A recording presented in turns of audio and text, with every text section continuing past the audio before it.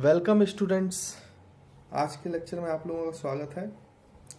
आज हम लोग पढ़ रहे हैं combination of spring block system, है ना। अगर आपको पिछला लेक्चर याद है, जैसे इसके जो पहला वाला लेक्चर था उसमें मैंने आपको स्प्रिंग ब्लॉक सिस्टम बताया था। मैंने वहाँ पे आपको बताया था कि बहुत सारे सिस्टम होते हैं, उनमें से एक सिस्टम स्प्रिंग ब्लॉक सिस्टम होता है और वो स्प्रिंग ब्लॉक सिस्टम का या बहुत सारे सिस्टम्स का हमें टाइम पीरियड निकालना होता है। मेनली जो हमें क्वेश्चंस आते हैं उनमें हमें टाइम पीरियड से रिलेटेड क्वेश्चन पूछे जाते हैं। तो टाइम पीरियड कैसे निकालते हैं, तो इसकी मैंने पूरी आपको प्रोसीजर बताई थी, मतलब पूरे स्टेप्स लिखवाए थे, है ना, एक एक करके स्टेप्स। अगर मैं यहाँ पे एक बार रिपीट कर देता हूँ, आपको याद तो हो गई। जैसे पहला स्टेप क्या था कि आइडेंटिफाई द मीन पोजीशन, है ना। फिर उसमें था कि write the force relation at mean position, है ना। फिर आपको बोला था कि displace the particle by some amount, और फिर आपको था कि write the equation of net force at displaced position, है ना। तो आपको वो स्टेप्स याद होंगे, ये मैं आपको ये मान के चल रहा हूँ। उसके बाद हम स्प्रिंग ब्लॉक सिस्टम में ही combination of spring block system देखेंगे। हमने जो पिछले लेक्चर में बात की थी उसमें हमने सिंगल स्प्रिंग और ब्लॉक लिया था, है ना। उसको एक बार हॉरिजॉन्टल से भी हमने प्रूफ कर लिया था और एक बार वर्टिकल से भी हमने उसको सॉल्व किया था, है ना। अब हम क्या कर रहे हैं बच्चों, कॉम्बिनेशन लेंगे स्प्रिंग ब्लॉक सिस्टम का। तो यहाँ पे जैसे कॉम्बिनेशन है, कौन सा कॉम्बिनेशन है, सीरीज कॉम्बिनेशन।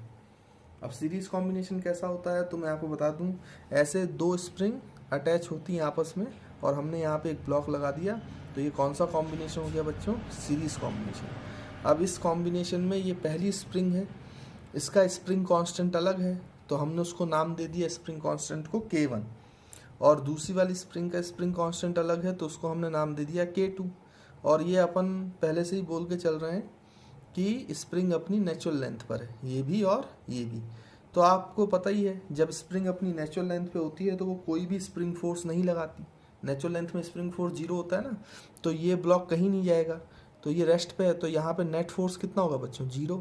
तो मैंने आपको बताया था जहाँ नेट फोर्स 0 होता है वही मीन पोजीशन होती है। तो हमने आइडेंटिफाई कर लिया और मीन पोजीशन पे फोर्स का रिलेशन भी लिख लिया।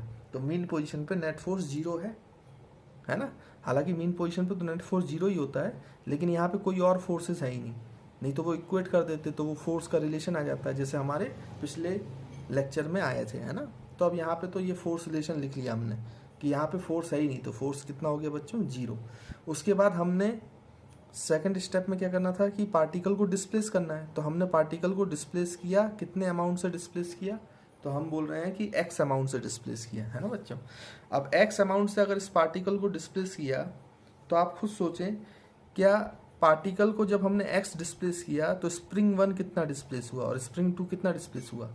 अगर हम पार्टिकल को x डिस्प्लेस कर रहे हैं तो क्या स्प्रिंग 1 भी x डिस्प्लेस होगी, मतलब हमने x का इलोंगेशन किया।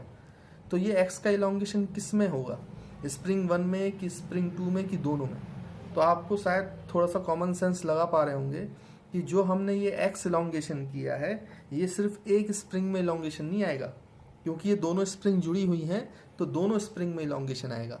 तो हम मान लेते हैं अब ये पूरा का पूरा x तो इलोंगेशन किसी एक स्प्रिंग में आया नहीं है, तो x का कुछ हिस्सा हम ये मान लेते हैं कि स्प्रिंग 1 में इलोंगेशन आया होगा x1 और स्प्रिंग 2 में इलोंगेशन आया होगा x2, ऐसा हम मान लेते हैं ना बच्चों। तो आपको ये बात समझ में आ रही होगी कि स्प्रिंग 1 में जो इलोंगेशन आया है x1 और स्प्रिंग 2 में जो इलोंगेशन आया है x2, ये दोनों मिलकर टोटल इलोंगेशन है, डेट इज x। तो एक रिलेशन हमें पता चल गया x x1 x2 में, है ना बच्चों। तो ये फिर से मैं एक बार रिपीट कर देता हूँ, फिर से आपको समझा देता हूँ कि आपने x इलोंगेशन किया, ये जो x इलोंगेशन किया है ये सिर्फ एक स्प्रिंग में तो आएगा नहीं, क्योंकि दोनों जुड़ी हुई हैं तो दोनों में ही आएगा। अब x का कुछ पार्ट स्प्रिंग 1 में आएगा, x का कुछ पार्ट स्प्रिंग 2 में आएगा। तो हमने मान लिया कि x1 इलोंगेशन आता है स्प्रिंग 1 में और x2 इलोंगेशन आता है स्प्रिंग 2 में। बट स्प्रिंग 1 का इलोंगेशन प्लस स्प्रिंग 2 का elongation gives you the total elongation, यानी कि टोटल इलोंगेशन हमने कितना लिया है, x लिया है। तो ये आपने x1 x2 और x में रिलेशन देख लिया। उसके बाद फिर मैंने आपको ये भी बताया था उस स्टेप में कि जब आप x को इलोंगेट करते हो, मतलब x लेते हो, पार्टिकल को मीन पोजीशन से डिस्प्लेस करते हो, तो जिस डायरेक्शन में डिस्प्लेस करते हो उसको पॉजिटिव डायरेक्शन में लेते हो। और उसके अपोजिट डायरेक्शन को आप नेगेटिव डायरेक्शन लेते हो, ये भी मैंने बताया था आपको, है ना। इसलिए हमने राइट की साइड डिस्प्लेस किया है, तो राइट वाली डायरेक्शन हम क्या ले लेंगे बच्चों, पॉजिटिव, और लेफ्ट वाली डायरेक्शन क्या ले लेंगे, नेगेटिव। तो हमने ये भी मान लिया, ठीक है बच्चों। तो यहाँ तक मेरे हिसाब से बात आपको क्लियर होगी, है ना। उसके बाद हम क्या करते हैं कि जब x डिस्प्लेसमेंट कर लेते हैं तो हम वहाँ पर नेट फोर्स लिखते हैं। अब आप एक बार बताइए, इस ब्लॉक पर कितना फोर्स लगेगा, m मास के ब्लॉक पर। तो आप बोलेंगे सर ये वाली स्प्रिंग लगाएगी K1 X1 और ये वाली स्प्रिंग लगाएगी K2 X2। बट मैं आपको बता रहा हूँ, इसमें सिर्फ जो फोर्स लगेगा वो K2 X2 लगेगा, K1 X1 फोर्स नहीं लगेगा। देखो, इस ब्लॉक के साथ ये दूसरी वाली स्प्रिंग कांटेक्ट में, पहली वाली स्प्रिंग का इस ब्लॉक से कोई कांटेक्ट नहीं है, इसलिए पहली वाली स्प्रिंग जब इसके साथ कांटेक्ट में ही नहीं, तो इस पर कैसे फोर्स लगाएगी। इस पे सिर्फ कौन सी स्प्रिंग फोर्स लगा सकती है, सेकंड वाली, है ना बच्चों, सेकंड वाली। इस बात को समझो, कई बच्चे कंफ्यूज होते हैं कि सर दोनों लगाएंगी, दोनों कैसे लगाएंगी, पहली वाली तो m मास के ब्लॉक से कनेक्टेड ही नहीं है, सिर्फ कनेक्टेड कौन है, किसका कांटेक्ट है, सेकंड वाली स्प्रिंग का, इसलिए इस पे सिर्फ सेकंड वाली स्प्रिंग फोर्स लगा सकती है, date is K2 into X2।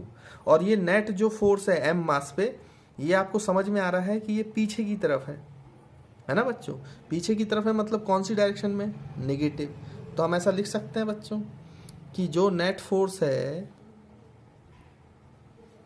इस कॉम्बिनेशन का, वो m मास के ब्लॉक पर पीछे की तरफ है, तो पीछे की तरफ माइनस साइन लिया है, तो negative into K into x, और x कौन सा, K2 इंटू X2। तो ये नेट फोर्स की इक्वेशन है। अब जब ये नेट फोर्स की इक्वेशन है, तो आपको ध्यान से देखें तो इसमें आपको X2 की वैल्यू चाहिए होगी। अब ये X2 की वैल्यू कैसे मिलेगी, आप सोचें, आपके पास एक तो रिलेशन है X1 और X2 और X, लेकिन इसमें आपको X1 और X2 नहीं पता। अगर एक और रिलेशन मिल जाएगा तो आपका काम बन जाएगा। अब वो रिलेशन कैसे मिलेगा, तो आप ध्यान से इस वाले पॉइंट को देखें, मैं उसको आपको सिखाता हूँ कैसे निकालते हैं। आप इस वाले पॉइंट को देखें जहाँ पे ये दोनों आपस में कांटेक्ट है, स्प्रिंग 1 और स्प्रिंग 2।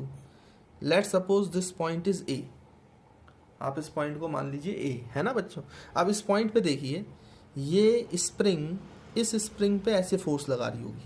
आपको तो ये पता ही है, आपको बताया गया होगा जब आप न्यूटन्स लॉज ऑफ मोशन पढ़ रहे होंगे स्प्रिंग फोर्स के बारे में, कि स्प्रिंग में जब भी फोर्स लगता है वो दोनों एंड पे लगता है, एक एंड पे नहीं लगता है। तो अगर इस एंड पे भी K2 X2 लगा है, तो स्प्रिंग इस एंड पे भी कितना लगाएगा बच्चों, K2 X2, है ना।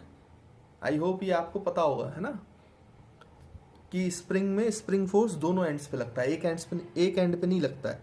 और ये वाली स्प्रिंग X1 इलोंगेटेड है, तो ये A पॉइंट पर पीछे की तरफ लगेगा, कितना बच्चों, K1 X1। अब ध्यान से देखो, ये जो सेकंड स्प्रिंग है ये फर्स्ट पर फोर्स लगाती है K2 X2, और ये फर्स्ट स्प्रिंग है वो फोर्स लगाती है सेकंड स्प्रिंग पे कितना, K1 X1। तो ये तो एक्शन रिएक्शन पेयर हुए भाई, ये दोनों जो फोर्सेस हैं ये न्यूटन थर्ड लॉ को फॉलो कर रहे हैं, मतलब ये एक्शन रिएक्शन पेयर है। मतलब जितना फोर्स दूसरा पहले पे लगाएगा उतना ही फोर्स पहला दूसरे पे लगाएगा। मतलब ये अगर एक्शन रिएक्शन पेयर है तो ये दोनों का मैग्नीट्यूड बराबर होगा, है ना बच्चों। तो हम लिख सकते हैं यहाँ पर according to Newton's third law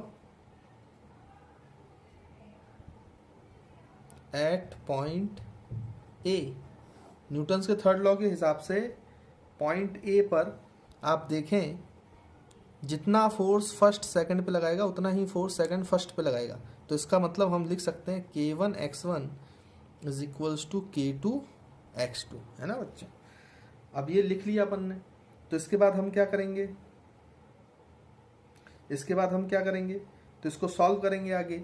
अब ध्यान से देखो, तो हमें यहाँ पर X2 चाहिए ना, तो यहाँ से X1 निकाल लेते हैं पहले तो X1 की वैल्यू आ जाएगी K2 X2 बाई K1 को नीचे ले आए।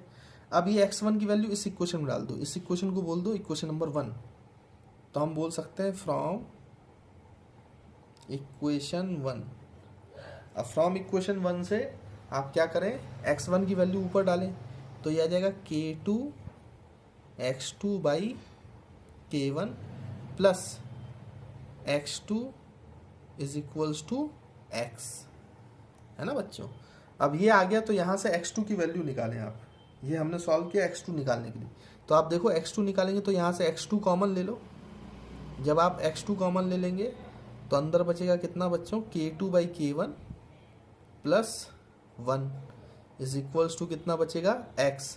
फिर इसको फर्दर सॉल्व करोगे तो आपको समझ में आएगा कि इसको हम क्या कर सकते हैं, इसको हम लिख सकते हैं x2, इसका एलसीएम वगैरह ले लो आप, तो ये हो जाएगा k2 plus k1 by k1, है ना। और ये x2 into equals to x। अब उसको ट्रांसफ़र कर दो तो आप इसको ऐसा लिख सकते हैं, x2 की वैल्यू क्या लिखी जा सकती है, k1 into x by k1 plus k2, ठीक है। तो ये हमारी कौन सी वैल्यू आ गई बच्चों, x2 वाली वैल्यू आ गई।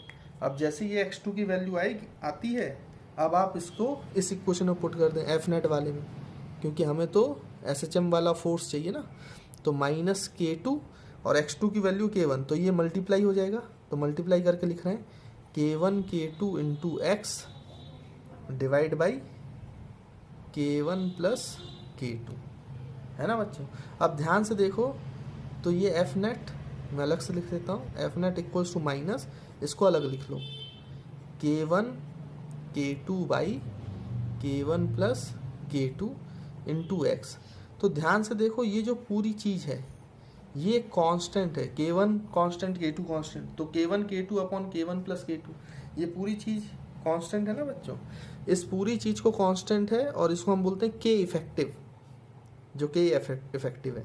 तो एफ नेट इक्वल्स टू क्या हो गया बच्चों, minus k effective into x. अब देखो ये SHM की फोर्स इक्वेशन में आ गया, हमने रिड्यूस कर लिया। अब जैसे ही रिड्यूस करो तो हमने टाइम पीरियड का फॉर्मूला इस फोर्स के लिए पड़ा हुआ है कि डायरेक्टली पुट कर देना चाहिए टाइम का फॉर्मूला, है ना, टाइम पीरियड का। कौन सा बच्चों, जो हमने पढ़ा था 2 pi root over m by k. लेकिन यहाँ पे k की जगह क्या है बच्चों, k इफेक्टिव, k की जगह यहाँ पर k इफेक्टिव है। तो इस k इफेक्टिव को आप लिख लो, k इफेक्टिव की वैल्यू कितनी है, k1 k2 upon k1 plus k2, है ना। तो टाइम पीरियड आ जाएगा आपका 2 pi root over, k effective की वैल्यू डालोगे नीचे तो k1 k2 मल्टीप्लाई होगा और डिवाइड में जो है वो ऊपर चला जाएगा, तो k1 प्लस k2 ऊपर हो जाएगा। और इतनी मैथ्स तो आपको आती होगी, है ना बच्चों। और यहाँ m का मल्टीप्लाई। तो this is the formula for time period of क्या बच्चों, time period of series combination, है ना। तो आपको combination of spring block system में सीरीज कॉम्बिनेशन अच्छे से समझ में आया होगा, है ना। तो ये मैंने आपको सीरीज कॉम्बिनेशन समझा दिया। अब आप इसको स्क्रीन पॉज करके नोट कर लें और हम चलते हैं अब नेक्स्ट स्लाइड पर।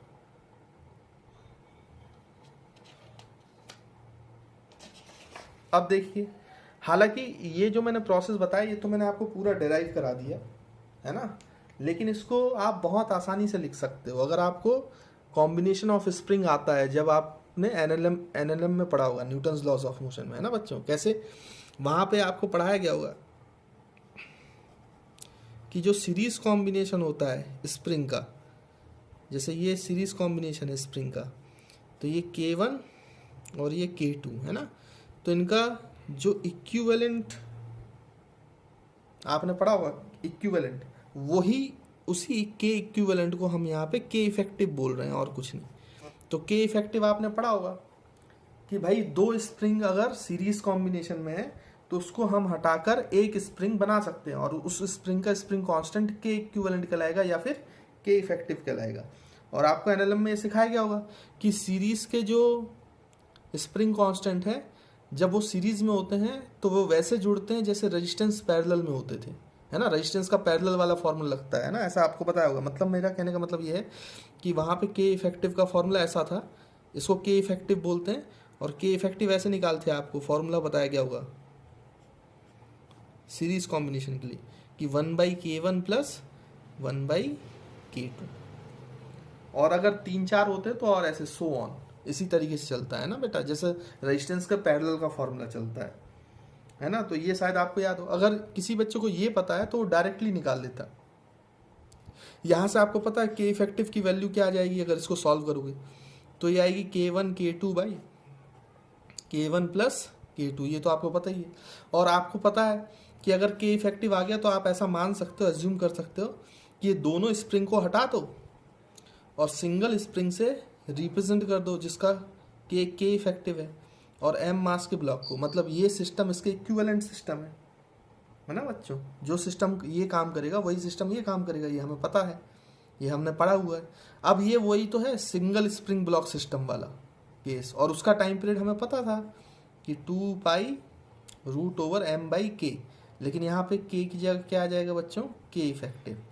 तो आप डायरेक्टली लिख सकते हो time period is equals to 2π√m/k effective, और के इफेक्टिव की value K1 K2 K1 plus K2 है ना।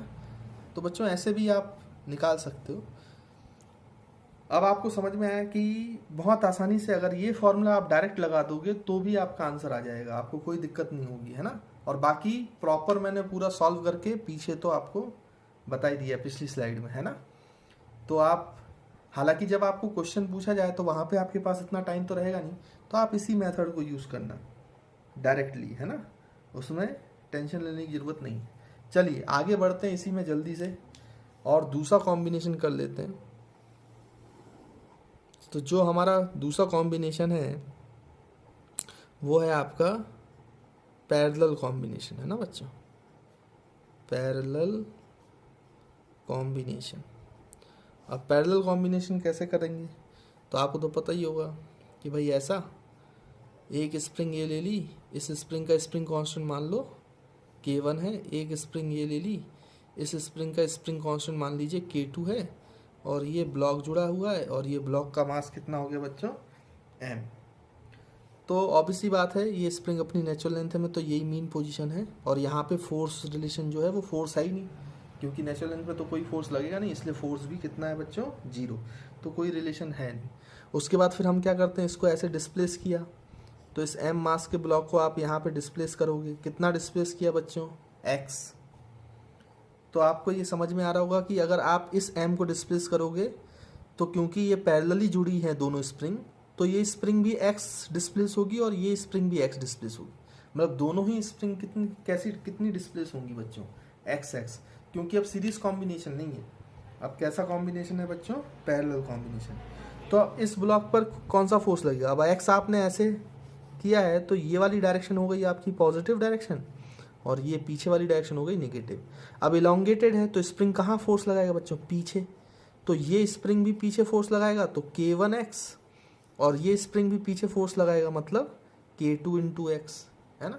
मतलब इस पर जो नेट फोर्स है वो दो स्प्रिंग के कारण है, क्योंकि पीछे है तो नेगेटिव डायरेक्शन में, इसलिए हम लिख सकते हैं -K1 × x, और माइनस क्योंकि सेकंड वाला भी पीछे है तो उसमें भी माइनस लगेगा, तो -K2 × x। तो आप ध्यान से देखो तो F नेट क्या हो जाएगा बच्चों, -K1 + K2 × x। और अगर आप ध्यान से देखें तो ये जो पूरी चीज़ है ये आपकी कांस्टेंट है, और इसी को तो हम क्या बोलते हैं बच्चों, के इफेक्टिव। तो आप इसको ऐसे लिख सकते हैं F net = K effective × x। तो आपका टाइम पीरियड का फॉर्मूला क्या हो जाएगा बच्चों, सिंपल 2π√m/k, और k की जगह क्या लिख लेंगे आप, k इफेक्टिव, है ना। तो इसको लिख सकते हैं T = 2π√m/k1 + k2, k effective, है ना। तो इस तरीके से आपका आंसर आ जाएगा। और बाकी तो आप जानते ही हो, मैंने कहा कि आप डायरेक्ट भी कर सकते हो, इसको इतना सोचने की ज़रूरत नहीं है। अगर आपने पैरेलल कॉम्बिनेशन ऑफ स्प्रिंग पढ़ा होगा तो आपको पता होगा कि इस स्प्रिंग को हम एक सिंगल स्प्रिंग में कन्वर्ट कर सकते हैं, और ये मास m हो जाएगा, और इसका जो k इक्विवेलेंट होगा, जिसको ही हम क्या बोल रहे हैं बच्चों, k इफेक्टिव, वो होता है K1 + K2। ये वैसा ही होता है जैसा रेजिस्टेंस में सीरीज के साथ होता है। तो रेजिस्टेंस में जो सीरीज वाला फॉर्मूला है वो स्प्रिंग में पैरेलल कॉम्बिनेशन में लगता है, और जो रेजिस्टेंस का पैरेलल कॉम्बिनेशन वाला फॉर्मूला है वो स्प्रिंग के केस में सीरीज कॉम्बिनेशन लगता है ना। इस बात को याद रखेंगे। अब अगर ये है तो आप डायरेक्ट फॉर्मूला लिखते हैं। सिंगल स्प्रिंग ब्लॉक सिस्टम का तो आपको पता ही है टाइम पीरियड कि टी इक्वल्स टू 2π√m/k, और k की जगह k इफेक्टिव, और k इफेक्टिव की वैल्यू है बच्चों k1 + k2। मतलब डायरेक्ट आंसर लिख सकते हैं, उसमें कोई टेंशन लेने वाली बात या कुछ है नहीं। तो आप वही स्प्रिंग के कॉम्बिनेशन वाले फॉर्मूले लगाएं, सिंगल स्प्रिंग में कन्वर्ट करें और सिंपल फॉर्मूला लगा दें 2π√m/k इफेक्टिव, है ना, तो आपको आंसर मिल जाएगा। तो चलिए ये भी आपको आई होप समझ में आ गया है। अच्छा, स्प्रिंग को पैरेलल कॉम्बिनेशन में ऐसा भी बन सकता है, ये भी ध्यान रखेंगे। कभी कभी सवाल ऐसे आता है, जैसे ये एक स्प्रिंग जोड़ दी, इस स्प्रिंग में आपका K1 और फिर बीच में ऐसे ब्लॉक जोड़ देता है और फिर ऐसे दूसरी साइड स्प्रिंग जोड़ देता है। आपको एनएलएम वगैरह में पढ़ाया गया होगा कि ये भी एक पैरेलल कॉम्बिनेशन है। क्यों? क्योंकि आप ध्यान से देखो तो यहाँ पे भी क्या होगा बच्चों कि ये आपका मीन पोजीशन है। अगर आप इसको x डिस्प्लेस करेंगे तो ये वाला जो स्प्रिंग है ये x ही कॉन्ट्रैक्ट होगी और ये वाली स्प्रिंग x ही इलोंगेट होगी, है ना बच्चों। मतलब दोनों में जो कॉन्ट्रैक्शन और इलोंगेशन आएगा वो x का ही आएगा। अब ध्यान से देखो, अगर ये ब्लॉक यहाँ पहुँच गया जब आपने x डिस्प्लेस कर दिया, तो क्योंकि ये स्प्रिंग कॉन्ट्रैक्ट हो गई है तो ये ऐसे फोर्स लगाएगी K2x, क्योंकि कॉन्ट्रैक्ट तो x हुई है, और ये वाला इलोंगेट हुआ है तो ये पीछे फोर्स लगाएगी, तो दोनों फोर्सेस अभी पीछे लगेंगे K1x, और ये वैसा ही केस है जैसा ये वाला पैरेलल था। तो आप ध्यान रखेंगे जब भी ऐसा सवाल आएगा ऐसा, तो ये भी कौन सा कॉम्बिनेशन है बच्चों, पैरेलल ही है। जब दोनों साइड स्प्रिंग जुड़ी होती है ना, तब भी आपका जो K इफेक्टिव है, ये बच्चे कभी कभी सीरीज मान लेते हैं, इसलिए मैं आपको बता रहा हूँ ये सीरीज नहीं है, ये पैरेलल कॉम्बिनेशन ही है। तो K इफेक्टिव अभी भी K1 + K2 है, क्योंकि मैंने अभी आपको समझा दिया वैसे ही फोर्स लगेंगे जैसे कि इसमें लग रहे थे। तो आप ध्यान से देखो तो टाइम पीरियड क्या हो जाएगा, अभी भी 2π√m/K1 + K2, है ना। तो आई होप ये आपको क्लियर होगा कि कैसे काम करते हैं, है ना। इसमें कोई दिक्कत होगी नहीं। पैरेलल कॉम्बिनेशन आपको समझ में आ गया होगा कि कैसे हम बनाते हैं, है ना। तो ऐसे भी पैरेलल कॉम्बिनेशन पूछ सकता है और ऐसे भी पैरेलल कॉम्बिनेशन पूछ सकता है। जैसे कि आपको मैं एक क्वेश्चन दे देता हूँ, एग्जाम्पल बता देता हूँ, तो आपको और भी अच्छे से समझ में आ जाएगा कि कैसे क्वेश्चंस पूछे जा सकते हैं, है ना बच्चों। देखिए, जैसे मैं आपको एग्जाम्पल दे दूँ, जैसे मान लीजिए मैं आपको बोलूँ कि इस तरीके से हमारा सेटअप है, ये स्प्रिंग लिया आपने, मतलब स्प्रिंग ले रहे हैं, और यहाँ पे मान लीजिए आपने 3 स्प्रिंग ले ली। एक ये स्प्रिंग ले लिया आपने, एक ये स्प्रिंग ले लिया, और इस स्प्रिंग के साथ एक और स्प्रिंग ले लिया ऐसे, और यहाँ पर आपने ब्लॉक जोड़ दिया जिसका मास कितना है बच्चों, m है ना। अब मैं आपसे बोल रहा हूँ कि मान लीजिए इस स्प्रिंग का स्प्रिंग कांस्टेंट K1 K2 और ये आपका स्प्रिंग कांस्टेंट K3 है। तो आपसे पूछा जाए कि भाई बताओ इसका टाइम पीरियड क्या है। अब आप उसके लिए प्रूफ करें, फिर से वो 4 स्टेप लगाएं, वो करें, तो वो बहुत लेंथी हो जाएगा। फिर आपको इक्वेशन निकालनी पड़ेगी, है ना, कई सारी। तो आप तो जो मैंने कॉन्सेप्ट बताया जल्दी करने का वो कॉन्सेप्ट लगाए। आप तो इसका K इक्विवेलेंट निकाल लो, K इफेक्टिव, जिसको K इफेक्टिव भी बोलते हैं ना, इक्विवेलेंट निकाल लो। तो आपको ये पता चल रहा है कि ये दोनों K1 is series with K2, K1 और जो K2 है वो आपस में सीरीज कॉम्बिनेशन में, और ये दोनों मिलकर पैरेलल कॉम्बिनेशन में किसके साथ बच्चों, K3 के साथ। तो यही तो आपका K इफेक्टिव हुआ। सिंगल स्प्रिंग से आप इसको रिप्रेजेंट कर सकते हैं। तो हम इसको सॉल्व कर लेते हैं। अब सीरीज में कौन सा फॉर्मूला लगेगा बच्चों, पैरेलल वाला फॉर्मूला। तो ये K1 K2 जो होता है, इसका जो पैरेलल कॉम्बिनेशन होता है वो क्या होता है बच्चों, K1 K2, डायरेक्ट फार्मूला लगा लेते हैं, K1 + K2, है ना, इस तरीके से। उसके बाद ध्यान से देखो तो यहाँ पे पैरेलल में तो डायरेक्ट जुड़ जाता है K3। भाई पैरेलल में सीरीज रेजिस्टेंस का सीरीज, और सीरीज में रेजिस्टेंस का पैरेलल वाला, है ना, तो वो हमने लगा दिया। अब आप इसको सॉल्व कर लो। तो K इफेक्टिव आपका क्या आ जाएगा बच्चों, ये इधर जाएगा तो हो जाएगा K1 K2 + K1 K3 plus K2 K3 divide by K1 plus K2। तो टाइम पीरियड का फॉर्मूला क्या आ जाएगा बच्चों, अब तो हम जानते ही हैं, 2π√m/K इफेक्टिव।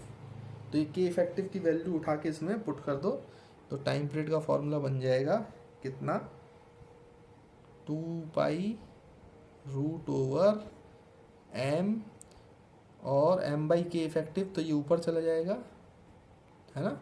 तो मैं स्टेप नहीं लिख रहा हूँ बीच में, आप लोग को इतनी मैथ्स तो आनी चाहिए, है ना। और नीचे आ जाएगा कितना, K1 K2 प्लस, पहले K2 K3 लिख लेते हैं, फिर प्लस K1 K3 लिखते हैं, थोड़ा इससे अच्छा लगता है ना। तो इस तरीके से ये फॉर्मूला, और ये आपका आंसर हो गया किसका बच्चों, combination of spring block system के टाइम पीरियड का, है ना। तो मैंने आपको समझाया कि ऐसे एग्जाम्पल पूछे जाते हैं, ऐसे क्वेश्चंस आते हैं बहुत सारे, तो इसमें कोई भी कॉम्बिनेशन कर सकते हो। कॉन्सेप्ट आपको याद रखना है ताकि आपसे हर सवाल बन जाए। कॉन्सेप्ट ये कहता है कि आप उसको बिल्कुल भी के इफेक्टिव की तरह सॉल्व करें, जैसे ही के इक्विवेलेंट आ जाए फिर आप ये फॉर्मूला लगा दें, तो आपको आंसर मिल जाएगा टाइम पीरियड का, है ना। टेंशन लेने की कोई बात है ही नहीं। उसके बाद एक और क्वेश्चन, एक और एग्जाम्पल मैं आपसे पूछ लेता हूँ, इसी में कभी कभी वो भी आ जाता है। जैसे मैं आपसे पूछूं कि भाई बताइए कि एक स्प्रिंग है, आपको ऐसा बोला गया एक स्प्रिंग है, उसकी स्प्रिंग का कांस्टेंट जो है वो K है, और स्प्रिंग की जो लेंथ है वो L थी, है ना। फिर आपसे ये बोला गया कि दिस स्प्रिंग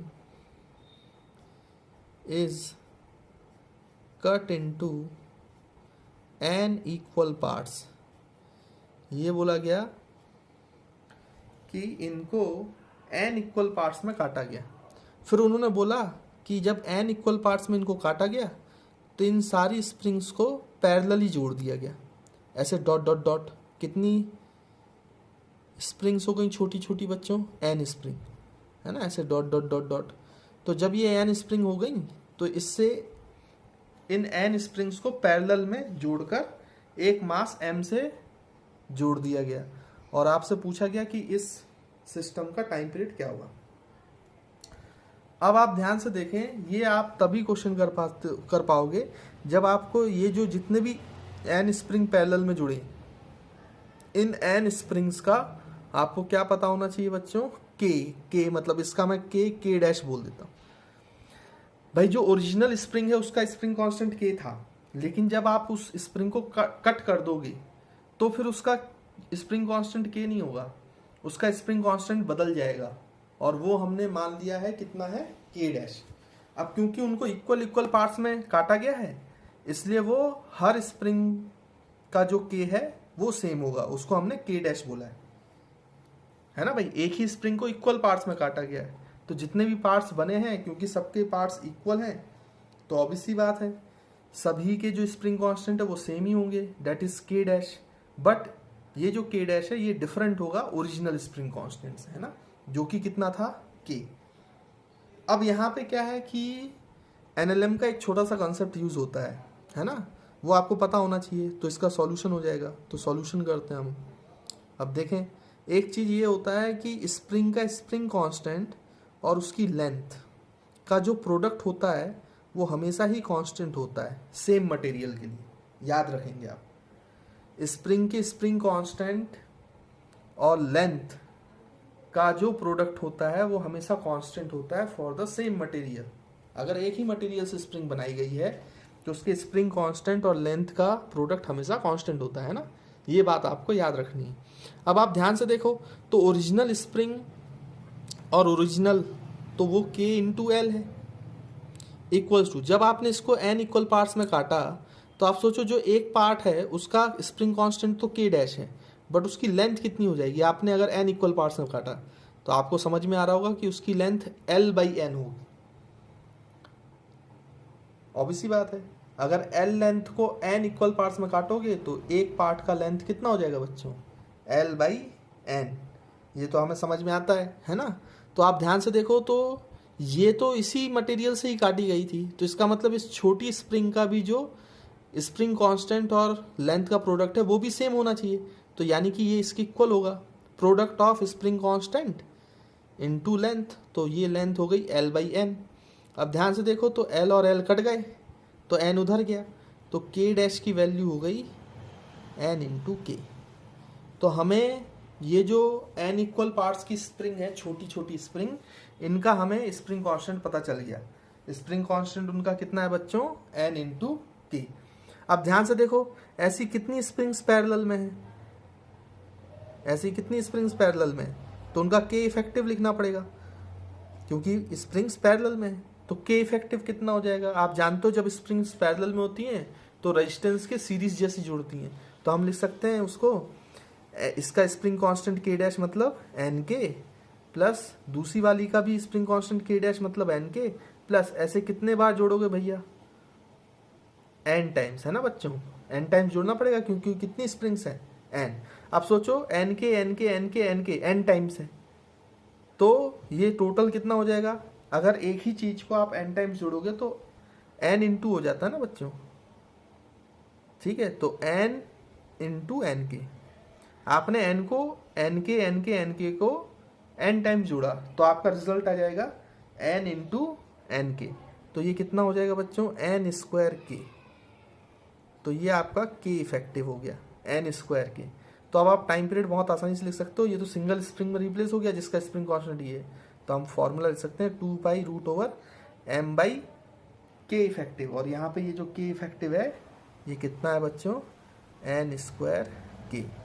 तो दिस इज योर आंसर। तो आप देखो कितने इजी क्वेश्चंस पूछे जाते हैं, बच्चों को थोड़ा सा पता नहीं होता इसलिए उनको टफ लगते हैं क्वेश्चन, बाकी आपको अगर कंसेप्ट आते हैं तो इन क्वेश्चंस में कुछ भी नहीं है ना।